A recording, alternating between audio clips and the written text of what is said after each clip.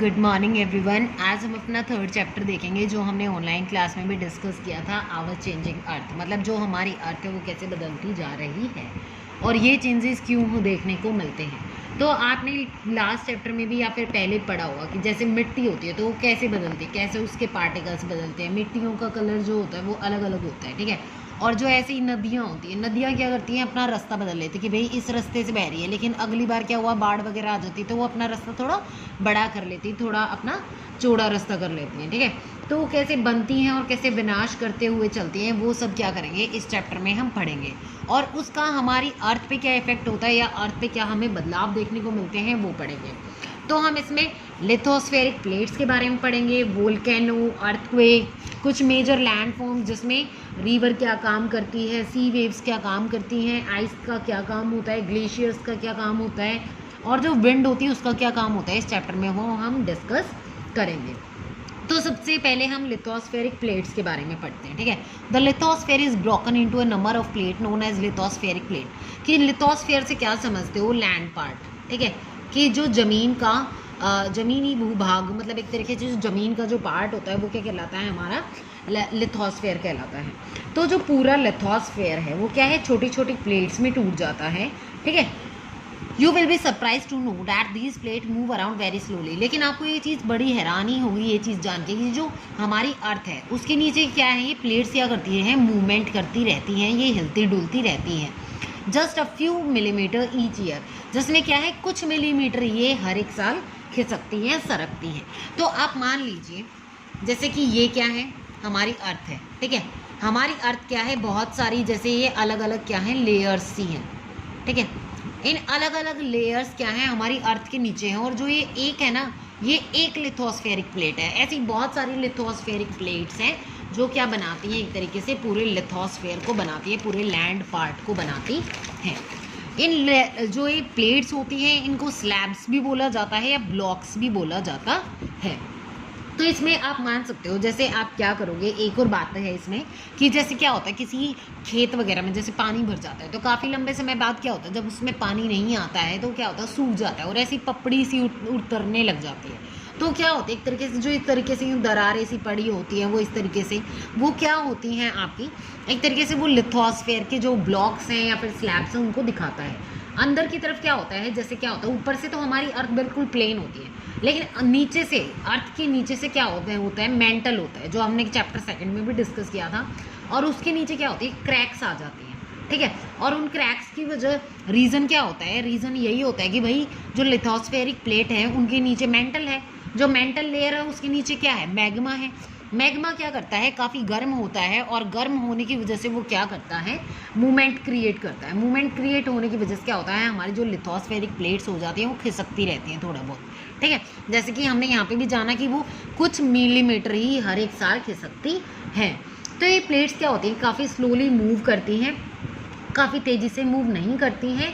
और ये मूवमेंट किस वजह से होता है कि जो हमारी अर्थ के नीचे मैग्मा पाया जाता है उसकी वजह से ये मूवमेंट होती है। जैसे आपने ब्रिटानिया का केक खाया होगा, उसमें क्या होती है, क्रैक्स होती है, ठीक है। क्रैक्स होती हैं तो ऐसी क्या होती है, हमारी लिथोस्फेरिक प्लेट होती है जिसमें भी क्या होती है, बहुत सारी क्रैक्स होती हैं, बड़ी क्रैक भी होती हैं और छोटी क्रैक भी होती हैं। और जो इनकी शेप होती है वो क्या होती है, इन प्लेट्स की इर्रेगुलर शेप होती है, ठीक है। मतलब कोई भी एग्जैक्ट शेप नहीं होती, कोई ऐसी हो सकती है, कोई ऐसी हो सकती है, कोई बिल्कुल रेक्टेंगुलर शेप में भी हो सकती है। तो ये क्या है कि एक तरीके से हमारी लिथोस्फेरिक प्लेट्स को शो करता है। अब आप एक चीज़ समझो, आप वाटर स्पोर्टिंग के लिए जाते हो, आप पानी के जो खेल होते हैं वो खेलने के लिए जाते हो, उनमें क्या होता है, जैसे इस टाइप के ब्लॉक्स होते हैं, ठीक है। नीचे क्या है, आपका वाटर है, तो इसके ऊपर आप बैठते हो तो क्या होता है, नीचे से पानी उस बॉक्स को इस तरीके से मूवमेंट करता रहता है। जब उस मूवमेंट होगी, उस पानी वो मूव करेगा, वो बॉक्स मूवमेंट होगी उसमें पानी की वजह से, क्योंकि पानी नीचे क्या कर रहा है, पानी तो मूव कर रहा है। तो इसी तरीके से क्या होती है, हमारी लिथोस्फेरिक स्लैब्स होती हैं जिसमें क्या होता है, नीचे मोल्टन मैग्मा होता है।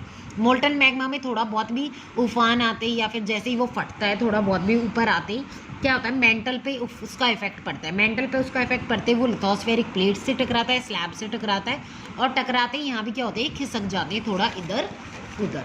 उसके बाद आपने बहुत बार चाय भी बनाई होगी, यहाँ पे एक एक्टिविटी दी है, ये दूसरी एक्टिविटी है, लेकिन हम यहाँ पे एक चाय का एग्जांपल ले लेते हैं कि आप लोगों ने चाय भी पी होगी या फिर बनते हुए देखा होगा। तो इसमें क्या होता है कि जैसे आपकी मम्मी ने बर्तन में इस तरीके से चाय रखी है और नीचे से जब आग जलाते हैं तो क्या होता है, जो भी उसमें चीज़ डली होती है वो इधर या उधर जाने लग जाती है, इधर या उधर मतलब तरीके से कोनों में जाती है, ठीक है। या फिर बबल्स होते हैं, बबल्स भी इधर उधर चले जाते हैं, डांस सा करने लग जाते हैं वो, ठीक है। तो ऐसे ही क्या होता है, फिर आप एक दिन क्या करो, उसमें एक कागज़ डाल के देखो, कागज़ डालोगे तो क्या होगा, कागज़ को भी वो इधर उधर फेंकने लग जाएंगी। तो इस तरीके से क्या होता है, जैसे वो सर्कुलर मोशन में वो बबल्स मूव करते कि इधर चले गए, फिर से नीचे से ऊपर आ गए, फिर नीचे से ऊपर आ गए। ऐसे ही हमारा मैग्मा होता है, मैग्मा भी क्या करता है, सर्कुलर मोशन में मूव करता है कि ऐसे कि नीचे से क्या हुआ, एकदम से इरप्ट हुआ, निकला और निकल के ऐसे मूव करेगा वो, ऊपर नीचे या फिर आगे पीछे भी हो सकता है। तो आज हम इसी के बारे में आगे डिस्कस करते हैं। The movement of these places causes changes on the surface. इसकी वजह से क्या होता है, हमारी जो अर्थ की सरफेस है उसमें भी हमें बदलाव देखने को मिलते हैं। The earth movement are divide on the basis of forces which cause them. कि जो अर्थ की मूवमेंट होती है वो क्या है, फोर्सेज के आधार पे क्या होता है, उन्हें बांटा जाता है। The forces which act in the interior of the earth are called endogenic. अब हम दो फोर्सेज के बारे में पढ़ेंगे, वो उसमें आएगी एक एंडोजेनिक फोर्स, एक आएगी एक्सोजेनिक फोर्स। अगर हम एंडोजेनिक फोर्स की बात करें तो एंडोजेनिक फोर्स को जान लेते हैं कि एंडोजेनिक फोर्स क्या होती है। The forces which act in the interior of the अर्थ, वो फोर्सेज जो हमें अर्थ के अंदरूनी भागों में या फिर अंदर के पार्ट्स में देखने को मिलती हैं, वो होती है हमारी एंडोजेनिक फोर्सेज। और एक्सोजेनिक कौन सी होती है, the forces that work on the surface of the अर्थ, जो अर्थ की सरफेस पे, मतलब जो अर्थ की ऊपर की सरफेस है, सतह है, उस पर देखने को मिलती है। अब हम यहाँ पे देख लेते हैं एंडो और एक्सो, दो वर्ड होते हैं। एंडो का मतलब होता है इनसाइड, मतलब अंदर की तरफ, और एक्सो का मतलब होता है आउटसाइड, मतलब बाहर की तरफ। और जेनिक का मतलब है ओरिजिन, मतलब जहाँ से किसी चीज़ की शुरुआत होती है। तो ये एंडोजेनिक और एक्सोजेनिक वर्ड्स यहाँ से आए हैं। अब हम सबसे पहले आगे डिस्कस कर लेते हैं कि एक तरीके से अगर हम यहाँ पे देखें, इस डायग्राम से हम समझते हैं अर्थ मूवमेंट्स को। अर्थ मूवमेंट को दो पार्ट्स में डिवाइड किया गया है, एंडोजेनिक और एक्सोजेनिक। अगर हम एंडोजेनिक की बात करें तो एंडोजेनिक होती हैं जो अंदर से आती हैं, जो अर्थ का जो अंदर का पार्ट है उसमें जो हमें चेंजेस देखने को मिलते हैं। तो इन फोर्सेस को दो पार्ट्स में डिवाइड किया जाता है। एक होती है हमारी सडन फोर्सेज, मतलब जो अचानक से आती हैं, और दूसरी फोर्सेज होती है हमारी डायस्ट्रॉफिक होती है, जो धीरे धीरे जिसमें बदलाव आता है।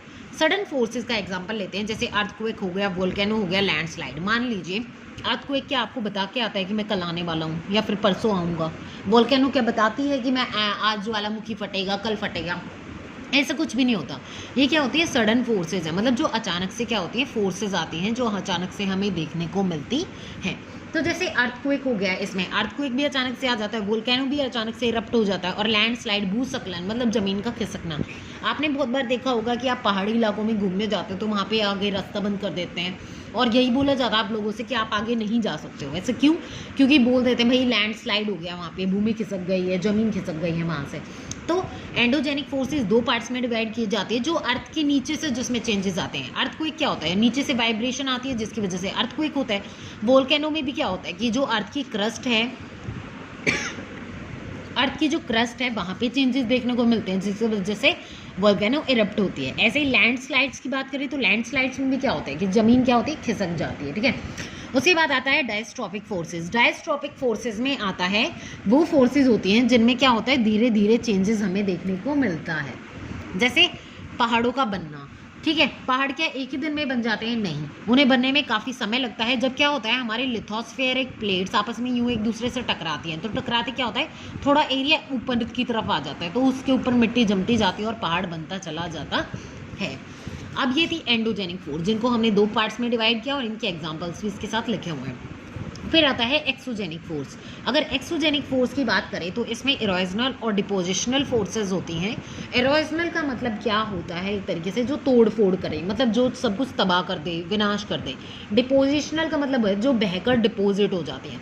जैसे नदी क्या होती है, ठीक है, बाढ़ आती है नदी में तो क्या होता है, वो अपने साथ चीज़ों का विनाश भी कर देती है, और फिर क्या होता है, किनारों पे जितना भी अपने साथ मिट्टी भाग लाती है उन्हें किनारों पे जमा देती है। ऐसे ही हवा क्या होती है, तेज़ हवाएं चलती है, तूफान आता है तो क्या होता है, चीज़ों को उड़ा ले जाती है, तोड़ फोड़ करती हैं और जाके इकट्ठा कर देती हैं, या फिर कहीं पे भी चीज़ों को डाल देती हैं।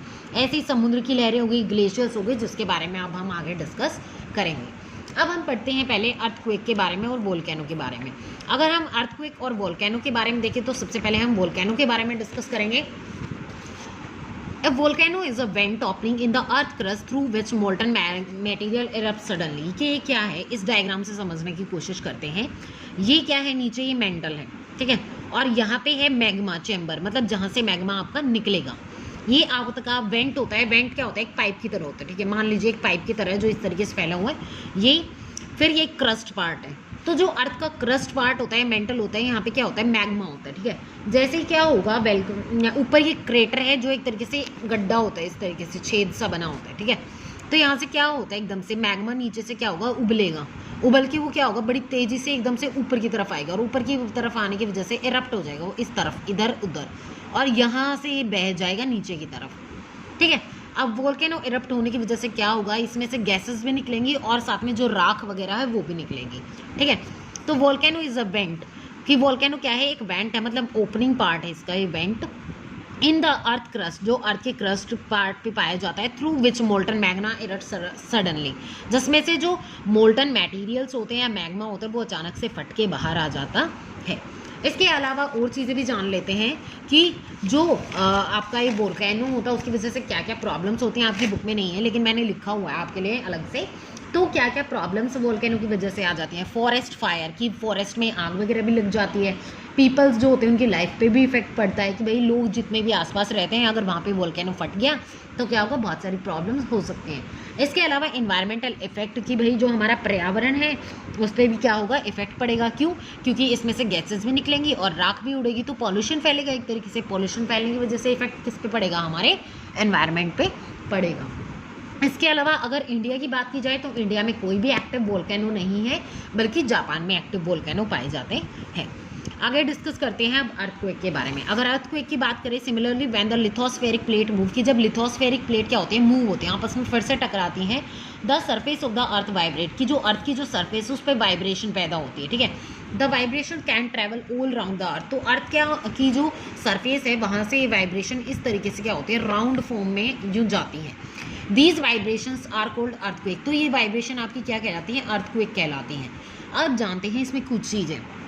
अगर हम इस पॉइंट की बात करें, ये होता है आपका फोकस पॉइंट, ठीक है। यहाँ से क्या होता है, कोई भी अर्थक्वेक स्टार्ट होता है। The place in the crust where the movement starts, कि क्रस्ट का वो पार्ट या फिर वो जगह जहाँ से मूवमेंट स्टार्ट होती है वो क्या होता है, आपका फोकस पॉइंट होता है। यहाँ से अर्थक्वेक स्टार्ट होता है, ठीक है।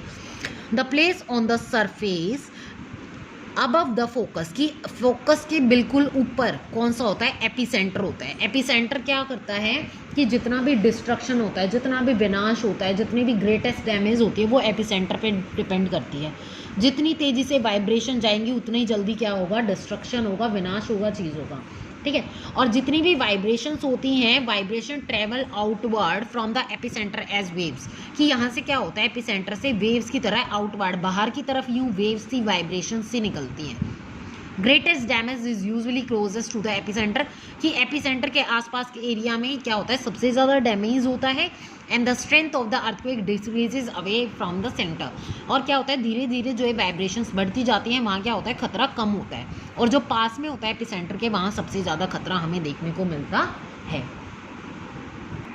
जो अर्थक्वेक होता है उसकी हम भविष्यवाणी बिल्कुल भी नहीं कर सकते, लेकिन जो इसका खतरा है वो हम क्या कर सकते हैं, कम कर सकते हैं। इसके अलावा क्या होता है, some common earthquake prediction method adopt locally by people, की जो गांव के आसपास के लोग होते हैं वो क्या करते हैं, ये पता लगा लेते हैं कि भाई अर्थक्वेक होने वाला है, तो वो क्या होता है, एनिमल का जो बिहेवियर होता है, व्यवहार होता है, उसको स्टडी करते हैं, और उनके व्यवहार को स्टडी करके वो क्या करते हैं, पता लगा लेते हैं कि भाई अर्थक्वेक आने वाला है। जैसे fish in the ponds get agitated, कि जो मछलियाँ होती हैं तालाब में या फिर नदियों वगैरह में, वो क्या होती है, बाहर निकल के कूदने लग जाते हैं इधर उधर इधर उधर।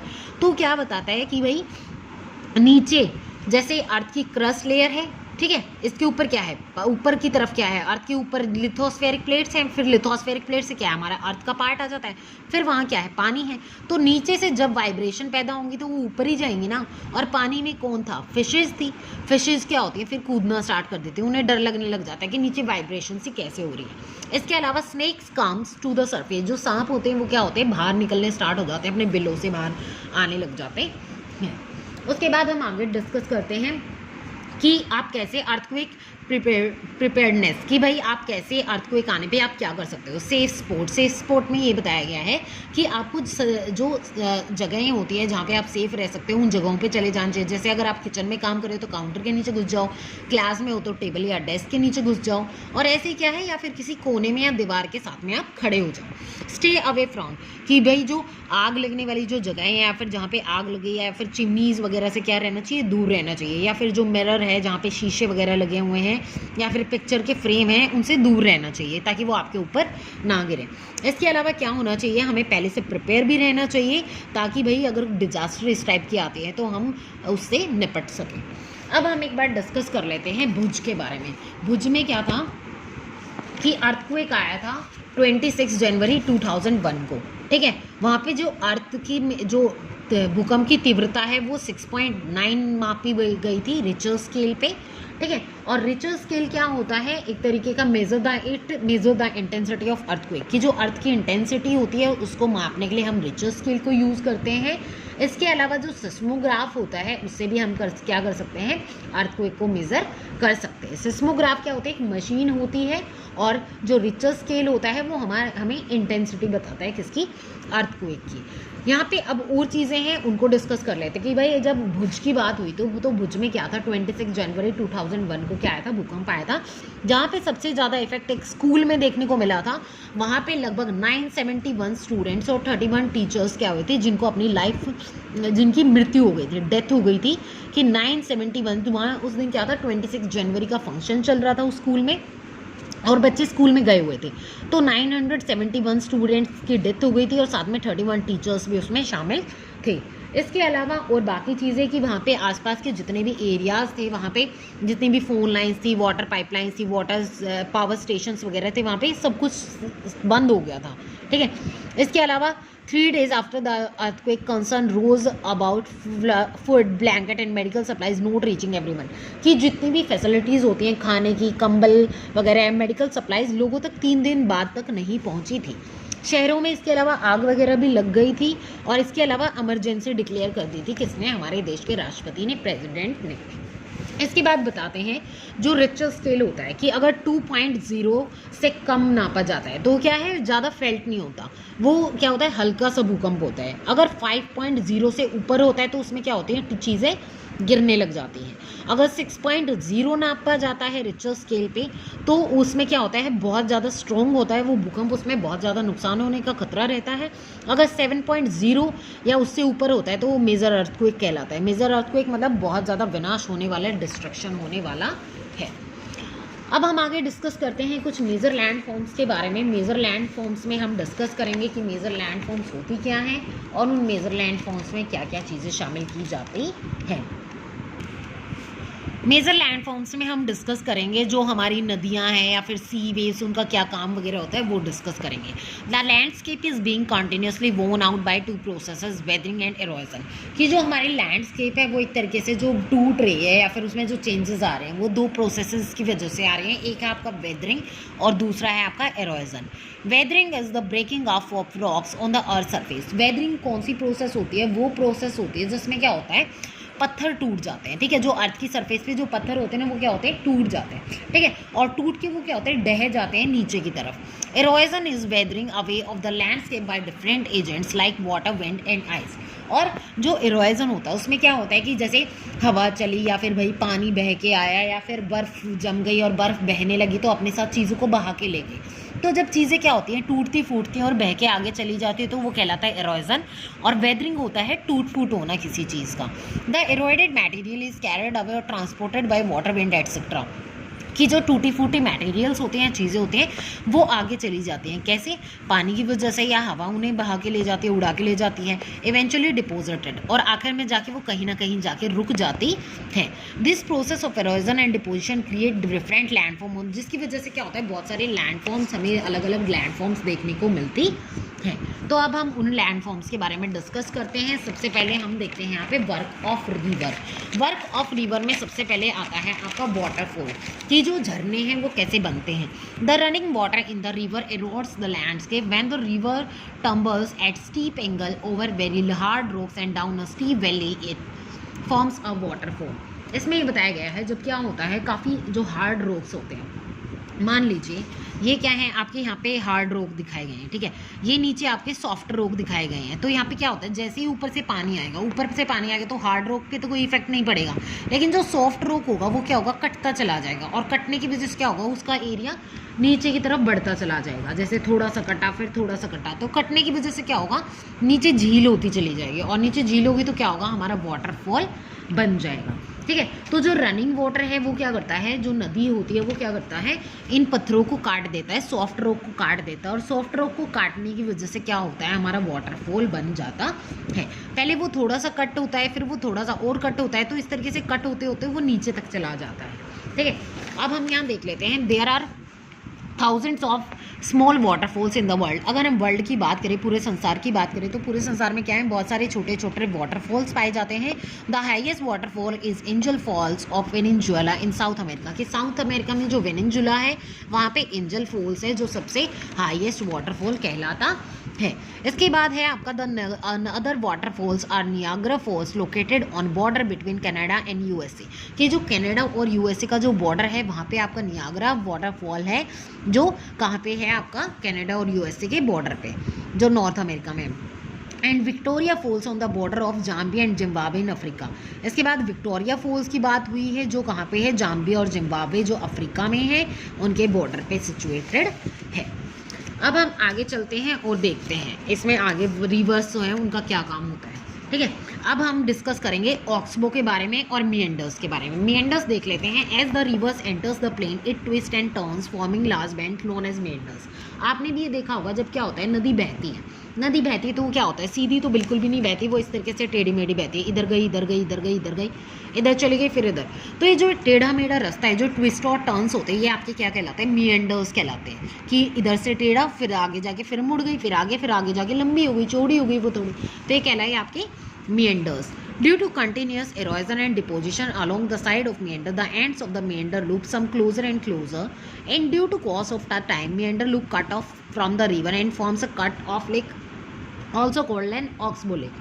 तो क्या होता है कि जैसे आप इसमें एक एग्जांपल लो कि आप क्या करते हो, ऑक्सबो को समझते हैं पहले। ऑक्सबो लेक क्या होती है कि जब रिवर क्या होती है खाली मैदानी इलाकों में जब वो आती है तो क्या होता है वो ट्विस्ट एंड टर्न्स लेते हैं, जो हमारे क्या कहलाए थे, मेंडर्स कहलाए थे। मेंडर्स तो कहलाए, लेकिन जब ये मेंडर्स ही क्या होते हैं, मेंडर्स की वजह से ही हमारी क्या बनती है, ऑक्सबो लेक बनती है।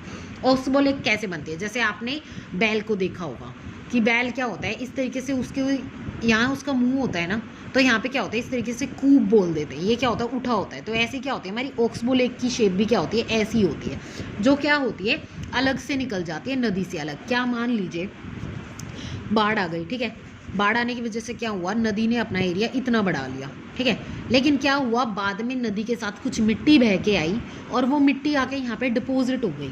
यहाँ डिपॉजिट होने की वजह से ये जो पार्ट था पानी का ये बिल्कुल अलग हो गया। तो जो ये अलग पार्ट हुआ ये क्या कहलाती है आपकी ऑक्सबो लेक कहलाती है, ठीक है। क्या कहलाती है आपकी ऑक्सबो लेक कहलाती है। As it flood it deposit layer of fine soil. तो ये क्या होगा बाढ़ आएगी तो क्या होगा यहाँ पे जो ये दिख रहे हैं ये आपको ब्लैक ब्लैक दिख रहे हैं, तो क्या होता है यहाँ पे मिट्टी जमा हो जाती है। जो ये जमा हो जाती है ये आपकी क्या बना देती है, किनारे बना देती है। This lead to the formation of flat fertile flood plain. तो आपके क्या कहलाते हैं, बाढ़ के जो मैदानी इलाके कहलाते हैं वो कहलाते हैं। नदी में बाढ़ आई, बाढ़ आने की वजह से क्या होगा यहाँ पे आके मिट्टी रुक गई, ठीक है।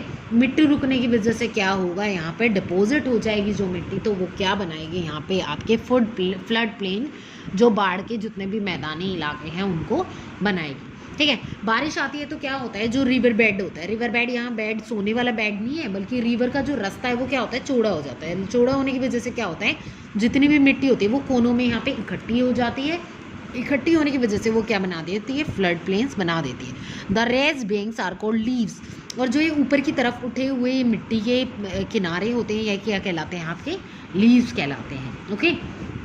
अब हम आगे डिस्कस करते हैं डेल्टा को।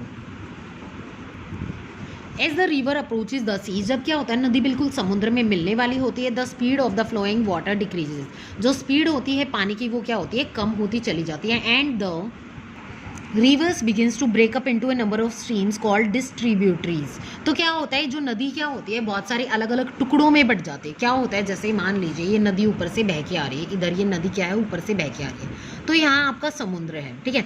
ये क्या होता है, छोटे छोटे पार्ट्स में क्या होती है, बट जाती है इस तरीके से, ठीक है, जो अलग अलग। और बीच में क्या होता है, यहाँ पे मिट्टी इकट्ठी हो जाती है कि यहाँ पे नदी ने थोड़ा यहाँ से अपना रास्ता बना लिया और इसने अलग रास्ता बना लिया, इसने बना लिया, और बीच में क्या है, ये आपका कुछ ऐसा एरिया बच जाता है जहाँ पे आपकी सॉइल इकट्ठी हो जाती है, ठीक है। तो जो ये अलग अलग बट गई, ये आपकी कहलाती हैं डिस्ट्रीब्यूटरीज, ठीक है।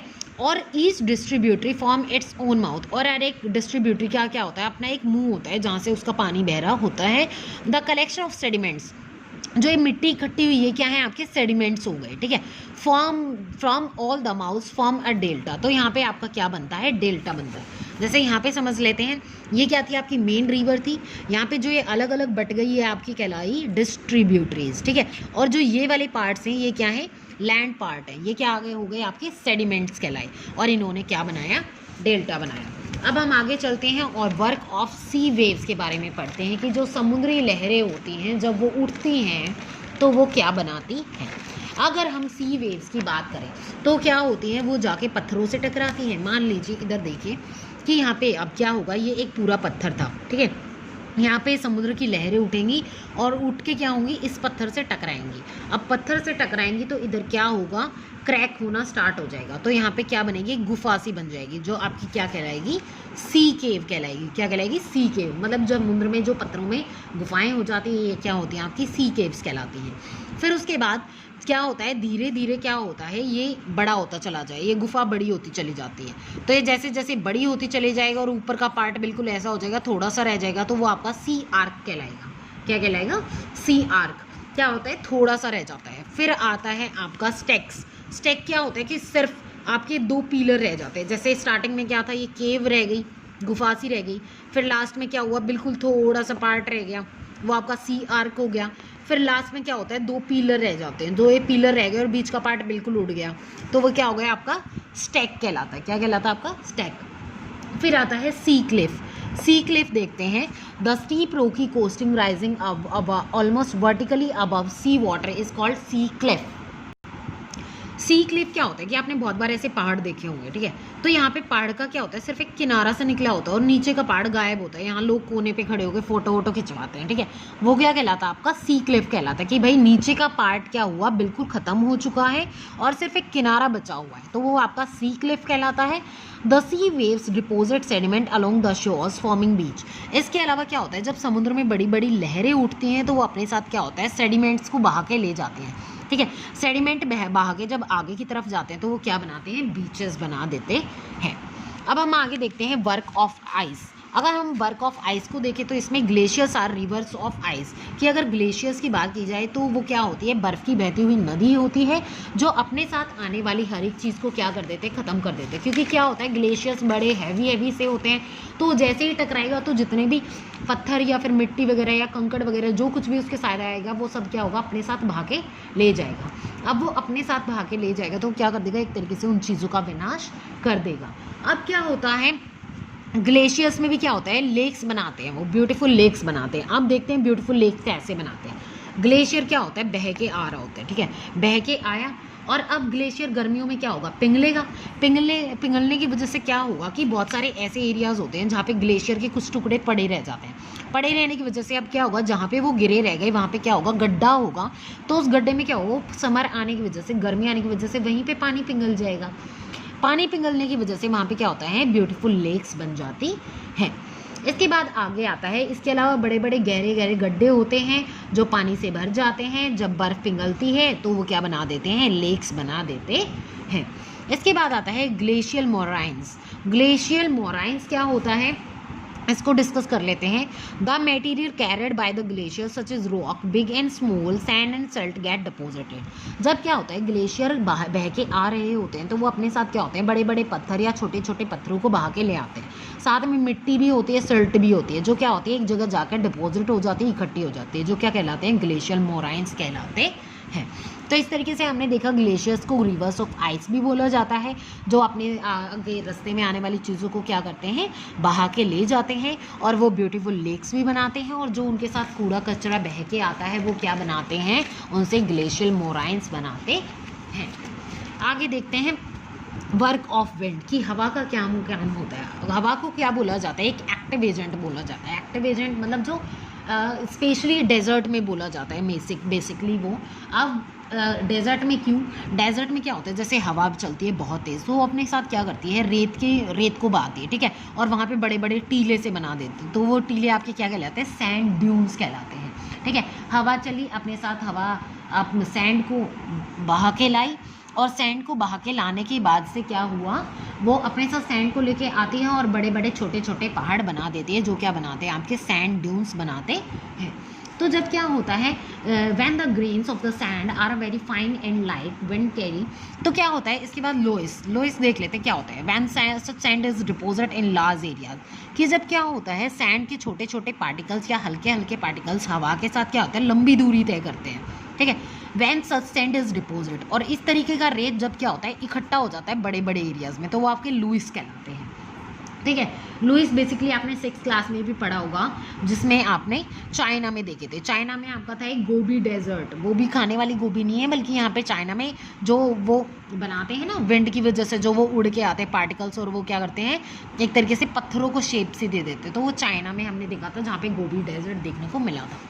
एक और चीज़ रह गई है यहाँ पे, जिसमें मशरूम रॉक्स है। मशरूम रॉक्स क्या होते हैं, मशरूम जैसे दिखते हैं, कि वो हवा के साथ बह के आती है मिट्टी, और वो क्या बनाते हैं, बड़े बड़े पत्थर बनाते हैं, जिनकी शेप क्या होती है, ऐसे मशरूम के जैसी होती है, इस टाइप से होती है, ठीक है, जैसे मशरूम होती है ना, उस टाइप से। तो इस तरीके से आपका ये चैप्टर फिनिश होता है। नेक्स्ट क्लास में हम आगे अपना चैप्टर डिस्कस करेंगे।